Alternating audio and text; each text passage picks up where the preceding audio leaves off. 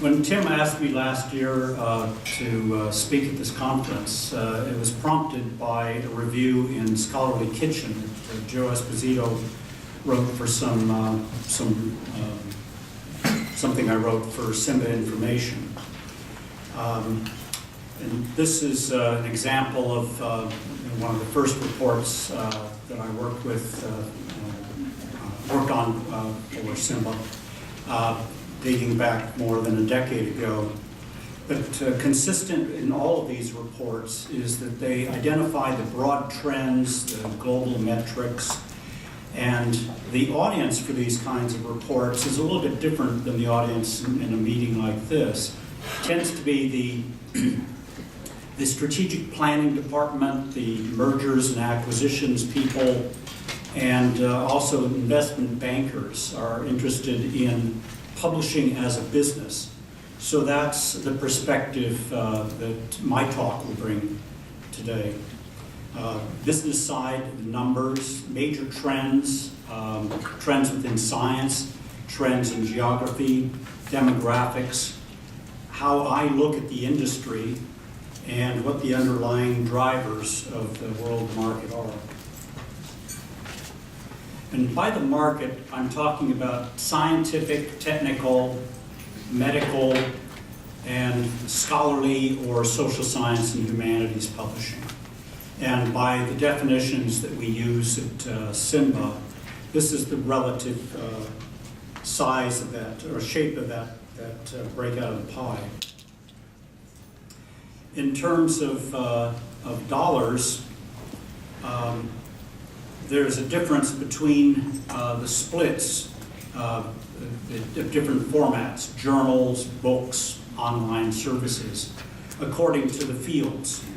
And in our definition, not the same way that some statistics are recorded. We look at journals to include not just subscription revenue or APCs, but also sales of archives, sales of reprints, very large business in health sciences, in advertising, ancillary income that might be related to meetings that are closely aligned to those journals. Books include both print books and electronic books, whether e-books like a Nook or a Kindle, or e-collections, as in a library. And other would include meetings, and this is particularly significant in our categorization of the market with meetings in the health science area, particularly related to continuing medical education. So you'll see various statistics, various numbers reported by different organizations. You really do have to look at the definitions of what's included in those numbers to be able to make sense of them. And it also gives me an out whenever somebody disagrees with my numbers. I'll always fall back on my default response, which is, well, we have a different definition. The size of this market is just over $26 billion. Now that's a very large number if you're a small society. But it's not such a large number if you're a $10 billion pharmaceutical company. The publishing industry at this professional, scholarly level is a large industry, but it's dwarfed by some of the consumers of that information. It's dwarfed by some of the advertisers that support some of these publications. And I think that's something that shapes the business aspects, the economics of our industry. You can see in this pie chart that when you combine these different sectors together, scientific, technical, medical, scholarly, the journals and books in both their e and print form are by far the largest piece of this business.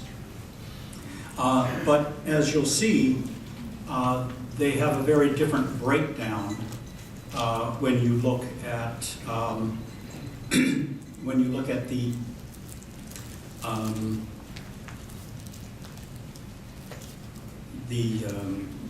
scientific market on its own, the medical market on its own, the scholarly on its own. The growth rate, and remember the shape of this because you'll see a similar shape coming up later in the presentation. The growth rate of this business has been in the low single digits. A very good year would be just over 5% growth. And if you remember what was going on in the world in 2008, you'll see that the slump in 2008 was replicated, produced very weak worldwide growth rate for this industry. And here's the first preview you have of what our forecast is for 2014 and beyond.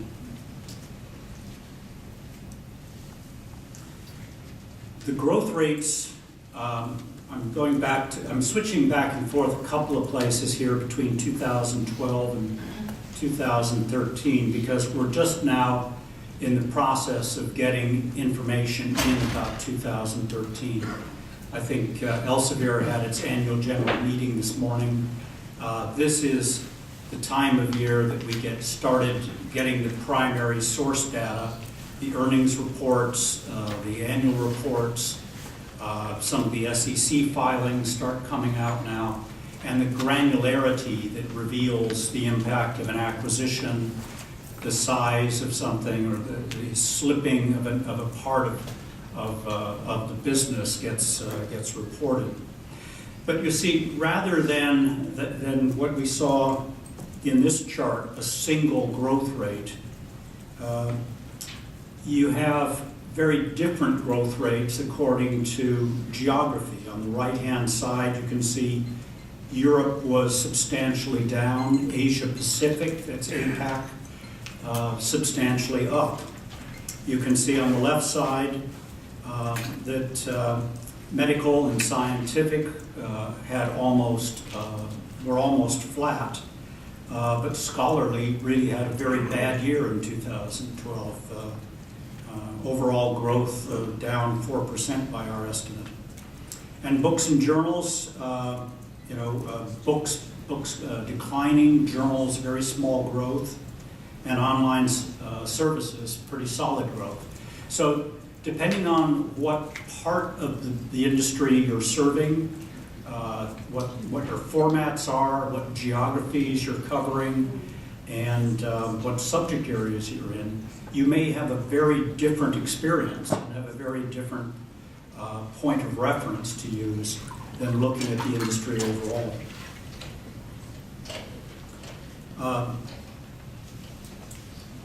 And even within books, you can see the print books were down more than 6%, and e-books were up 17%. This again is 2012 numbers, but very similar pattern in 2013. Journal subscriptions were up, but pulled down, particularly in the health science area, by advertising. And online services, again, with that pretty solid growth of 5%. So very mixed picture, and the more you get into the detail, the more granularity, you'll find that there isn't a sweeping generalization that covers all situations. Now remember again these growth rates. Think of an industry that's typically growing 2 or 3% a year. Think of a geographic sector that might be up or down 4%. And then you can see how important exchange rates are to the global measurement of this industry. In 2013, the pound was down, the euro was up, the Indian rupee and the Japanese yen were down very significantly. And these percentage changes are comparable to, or in some cases, much larger than the underlying performance of that industry. So when you look at Elsevier's annual reports, when you look at their earnings, and when you read Wiley's assessment about why they had a bad year in Europe, you really have to consider the impact of exchange rates, not only on purchasing power, but many of, particularly in Japan and Western Europe, there are substantial non-US dollar sources of publishing revenue. When these are converted into dollars, these exchange rates impact directly how many dollars are produced by that same level of activity. So now I'm going to look at some of the leading publishers by sector and some of the highlights that they've reported in their recent earnings reports. I put together a chart trying to build an image of how some of the big publishers got as big as they are. This is a timeline. I don't know how big the scale is on these charts, but it basically runs from 1980 to 2015. This is not the entire market, but it's just kind of a representational view about when acquisitions took place, what that impact was on building the sort of market shares that some of these companies have now. So you can see Elsevier, I don't know what color it is on the screen. It should be a very Dutch orange. That was my intention. But Elsevier got a big boost around 1990 with its acquisition of Pergamon. Those were two of the very, very largest players in the STM sector. And when Elsevier bought Pergamon, it immediately put it into an entirely new category of strength. A company that I worked at for 20 years, Butterworth, was acquired. Then later, around 2000, Harcourt Brace with Academic Press and Saunders, Mosby. Those of you in those publishing sectors would recognize those names. Next one down is Thomson Reuters. And you can see Thomson Reuters kind of in and out because they continue to be a strong presence with their web of knowledge, with their impact factor and their scientific tools. But they were, for a time, a very major force in health science publishing. They had medical economics, they had micromedics. They've sold off these businesses now, so they've sort of grown and then shrunk back in terms of their presence in some of these markets. Springer, one of the great 19th century scientific publishers, made a substantial acquisition of Kluwer Academic, bought that away from Wolters Kluwer. And you can see Wolters Kluwer there with its many acquisitions, Taylor and Francis, John Wiley, big boost particularly from its Blackwell acquisition. So this is just a little bit of a reminder of where these market shares came from and the constituent companies that contributed to them. There have been successes and failures of product launches, good management, bad management, stumbles, misfired acquisitions, but most of the share really can be attributed to who bought whom when, and that consolidation of the industry explains the pie charts that we're going to be looking at next. In medical publishing, and this is really the whole of health science publishing, and remember I'm including not only journal advertising in these numbers, but a certain amount of continuing medical education meetings, and also non-English. This would include French, Japanese, Chinese publishing as well. But even including all of those non-English language publishing, Reed Elsevier and Wolters Kluwer really are very dominant in their share of this part of the market. Truven Health Analytics is the old Thomson Reuters medical group, spun off now as a separate company. Springer's there in black, Wiley in red. And I think you would recognize most of these companies if you're in medical publishing. And again, that Elsevier orange, Reed Elsevier, an even larger share of the scientific and technical market, followed by Thomson Reuters, Springer, Wiley, IHS, Information Handling Service, American Chemical Society. BSI Group is a standards organization in the UK. Holtzbrink, you probably know them from the Nature Group, although Macmillan is a piece of this as well. And social science and humanities, a different group of players. Some overlap, but Informa and Sage are the largest players here.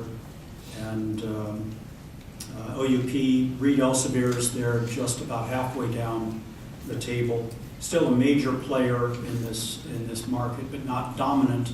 And no company has the sort of dominance as you saw in the last two sectors.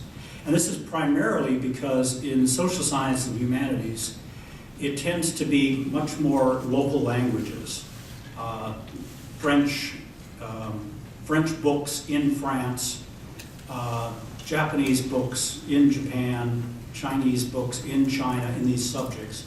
It's not dominated by English language the way that scientific and to somewhat lesser extent medical publishing is.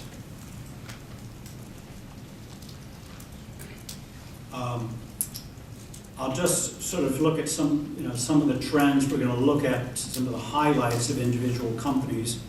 But again, a difference by format here, some growth rates that Elsevier broke out in its last annual general meeting. The print across the board, all media was down almost 6%.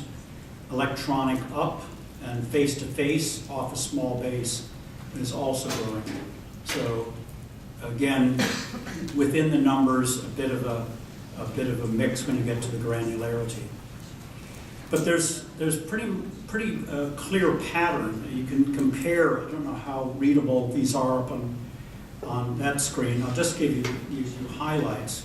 But in the 2013 and in very many cases the 2012 earnings reports and public statements, press releases, you get the same messages over and over again.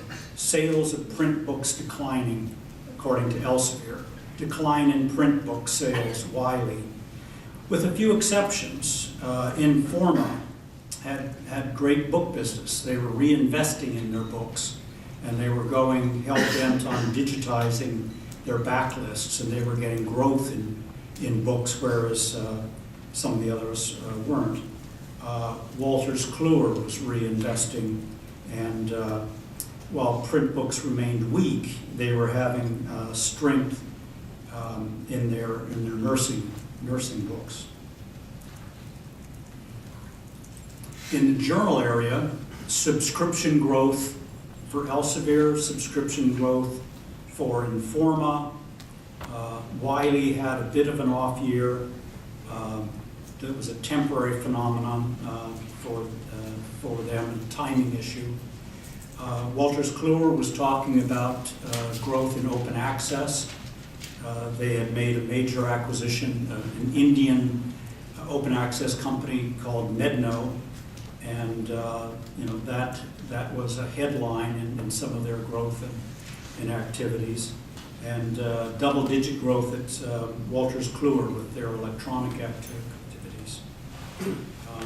But down advertising, down commercial reprints, pharma support, all down.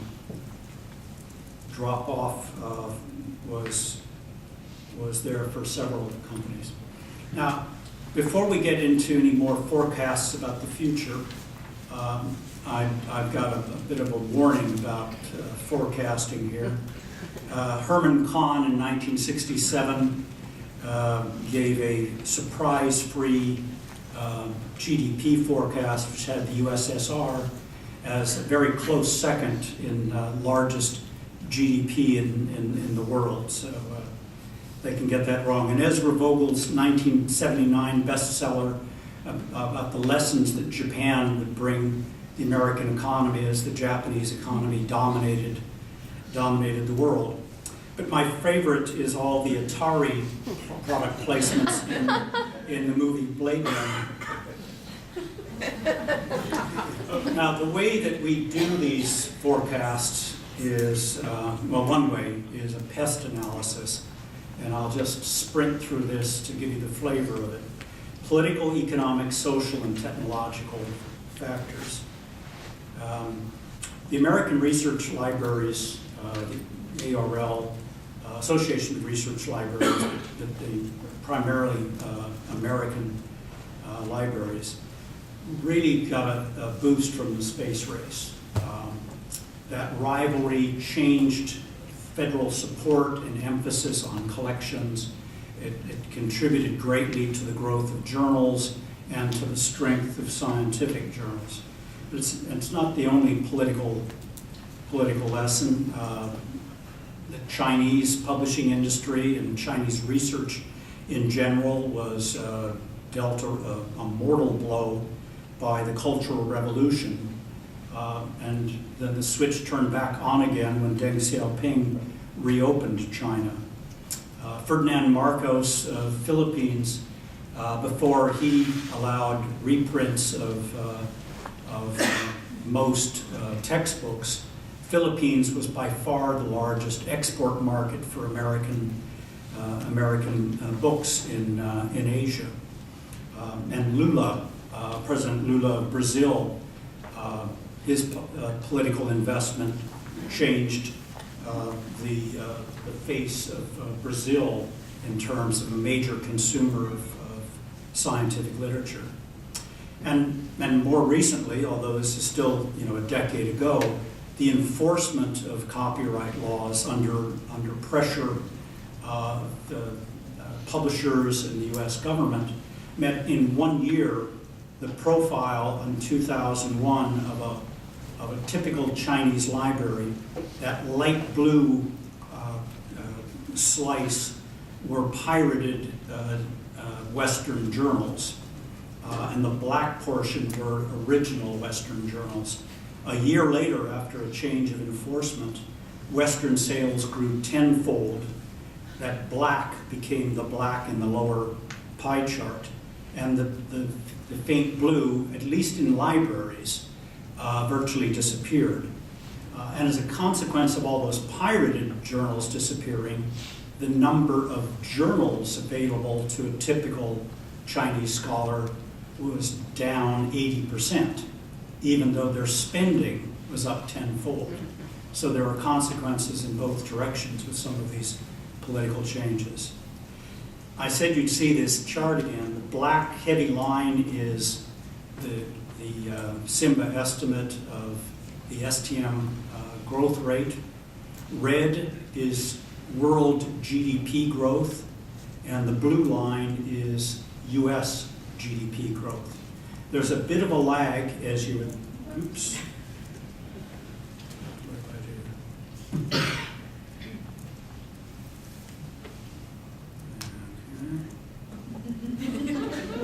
do? As I was saying. So you can see a strong correlation of overall growth, and this means spending on libraries, corporate spending on research and development, spending on education. It all feeds into our industry on a macro basis. Social factors, look at the number of bachelor degrees coming out of science and engineering. Look at the growth of China and to a lesser extent India, and relatively flat growth of the other markets, major markets, Japan, Western Europe. And this pays off with output in publications. China's share of world literature by subject area already accounting for more than 20% of the articles published in material science, more than 10% in math, engineering. And social consequences, the one-child policy in China and improved life expectancy, complete change in the demographic pattern. So you've got around 2000, you've got this very productive workforce in China, few dependents, few retirees. That's a very productive economy, but that's changing. And by 2030, that lack of children is going to mean a smaller workforce, and the improved standard of living means a larger number of retirees. Last slide, just a few observations on technology, and I'm not going to use acronyms here, but just some of the consequences of technology. Long tail that online collections produce, making open access possible, not just a business model, but technologically possible. E-journals tend to mean empty libraries and wider access. The importance of a journal is lessened because the search, the discoverability will search that whole collection, not limited, as long as it's in the collection, to the journals that are the first go-to, the most famous journals. And what I think is very exciting from a global perspective, once you digitize and make information available online, the possibility of machine translation and opening up access to those non-English language publications. So, thank you very much.